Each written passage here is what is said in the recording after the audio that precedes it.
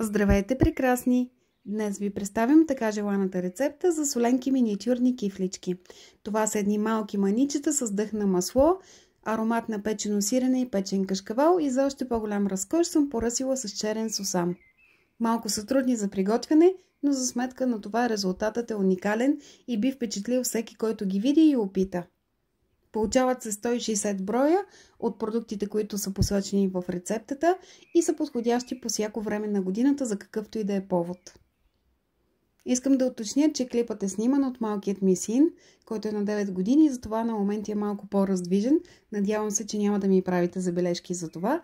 И освен това, светлината тези дни не е много подходяща за снимки и клипове, но направих това, което можах. Наложи ми се 3 пъти да ги правя, или заради светлината, или заради това, че докато ги приготвим бяха изяждани и не оставаха за снимки. А сега да преминем към рецептата. Започваме с 250 грама меко масло. Прибавяме едно яйце. Аз съм ползвала яйце с размер L. 10-15 грама бакпулвер. Една чайна лъжичка сол. Сега разбъркваме. И след това преминаваме към прибавянето на 150 грама натрошено сирене и 150 грама настърган кашкавал.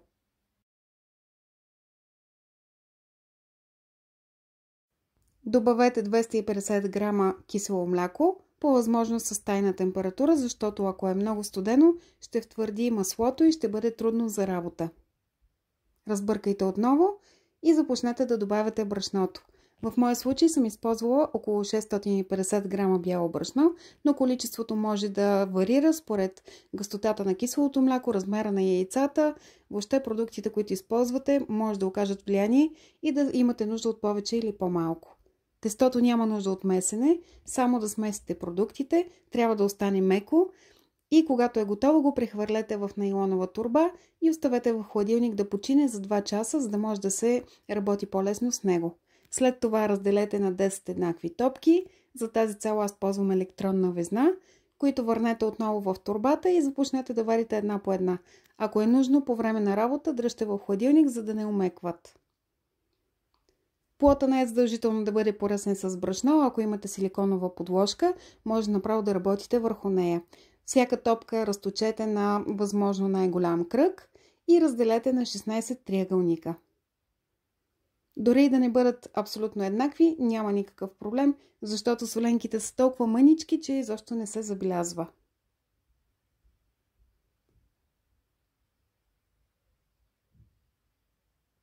Всеки триъгълник завийте на мъничка кифличка и наредете в тава, покрита с хартия за печене. Ето така изглеждат мъниците, които правя аз. След като сте наредили кифличките, намажете с разбито яйце и по желание може да поръсте с някакви семена по ваш вкус. Аз използвах черен сусам, защото много го обичаме, но тази стъпка изобщо не е задължителна. Сложете да се пекат в предварително загрята фурна на 200 градуса отгоре и отдолу за около 13 минути. Това време, разбира се, може да зависи от фурната, която използвате. Така изглеждат готовите кифлички. Златисти, лъскави, пухкави, надути и въпреки, че са надути, с размер на половин пръст.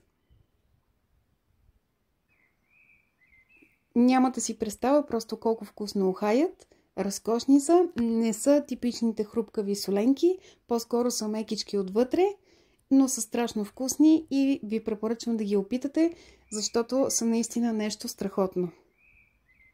Надявам се днешната рецепта да ви е харесала и да я споделите с приятели, да ми сложите лайк на видеото и да се абонирате за каналът ми в YouTube. Заповядайте също в моята кулинарна група вкусотики@boutique-de-cristina.com. Знаете, че всички линкове ще оставя в описанието на клипа и в коментарите.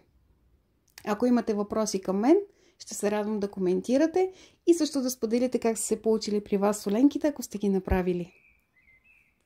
Очаквам новите ви предложения за следващи рецепти. Чао, чао!